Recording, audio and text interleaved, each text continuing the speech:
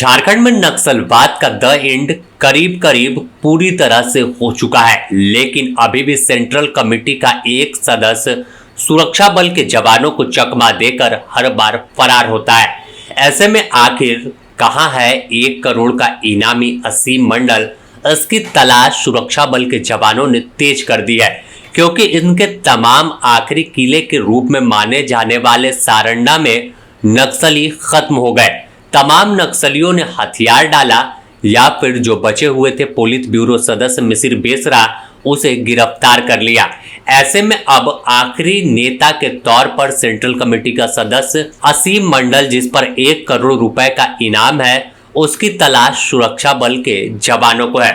माना जा रहा है कि जब झारखंड में दबिश बढ़ी, तमाम एक्शन में फोर्स आए, तो वह पश्चिम बंगाल की ओर भागा है। हालांकि अभी तक इसकी आधिकारिक पुष्टि नहीं है, लेकिन खुफिया विभाग को इनपुट मिली है कि वह पश्चिम बंगाल के मिदनापुर इलाके में मौजूद है और इसी इलाके में रहकर वो बचने की कोशिश सुरक्षा बल के जवानों से कर रहा है।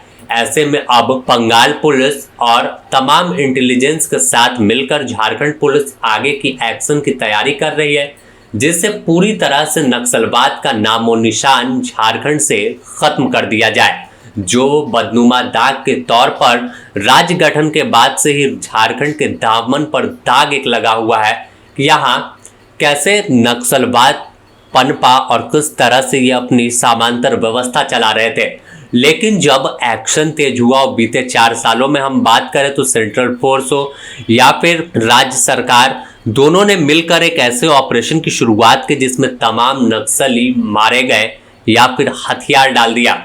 कभी झारखंड में अगर देखें तो नक्सलियों का हेडक्वार्टर के नाम से बूढ़ा पहाड़ जाना जाता था, उसके बाद फिर सारंडा मुख्यालय बना, लेकिन इन तमाम इलाकों में सुरक्षा बल के जवानों ने माओवादियों को खत्म कर दिया। चाहे हम बात करें झारखंड में कोबरा बटालियन की, झारखंड जगुआर के सीआरपीएफ की या फिर झारखंड पुलिस की, यह तमाम जो टीम है वो एक्शन में दिखी और ताबड़तोड़ कार्रवाई करने के बाद नक्सलियों का सफाया पूरी तरह से कर दिया।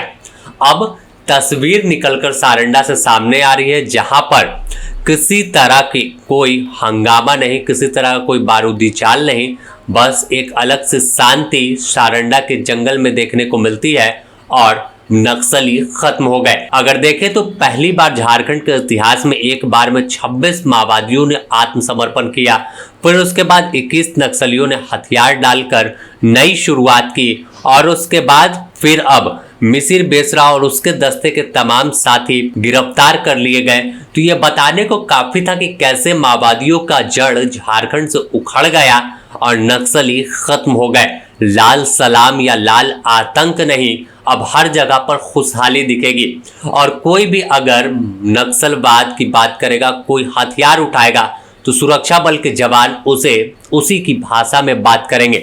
यही वजह है कि कई बार एनकाउंटर जंगल में हुए, एनकाउंटर में बड़े माओवादी मारे गए और उसके बाद फिर जो खबर आती है कि तमाम बड़े नक्सली, जैसे मिसिर बेसरा की हम बात कर रहे थे कि उसकी गिरफ्तारी हो गई। तो यह तमाम चीजें बताने को काफी थी कि कैसे सुरक्षा बल के जवानों का एक्शन हुआ तो नक्सली बैक फुट पर आए और बैक फुट पर आने के बाद किस तरह से उनका सफाया होता चला गया। अब आखिरी नक्सली सेंट्रल कमेटी सदस्य 1 करोड़ का इनामी असीम मंडल उर्फ आकाश उर्फ तिमिर है, जिसे गिरफ्तार करने के लिए, जिस पर शिकंजा कसने के लिए सुरक्षा बल के जवान ताबड़तोड़ एक्शन में है और हर पहलुओं पर जांच कर रहे हैं, जिससे इस नक्सली का भी खात्मा बेहद जल्दी कर दिया जाए और झारखंड को पूरी तरह से लाल आतंक के भय से मुक्त कर दिया जाए। हालांकि आज पूरा झारखंड नक्सल मुक्त है। असीम मंडल भी है तो वह हथियार लेकर नहीं बल्कि भागा फिर रहा है सुरक्षा बल के जवानों से और बचने की कोशिश कर रहा है। अब देखना होगा कि आखिर कब तक असीम मंडल भी गिरफ्तार हो जाता है।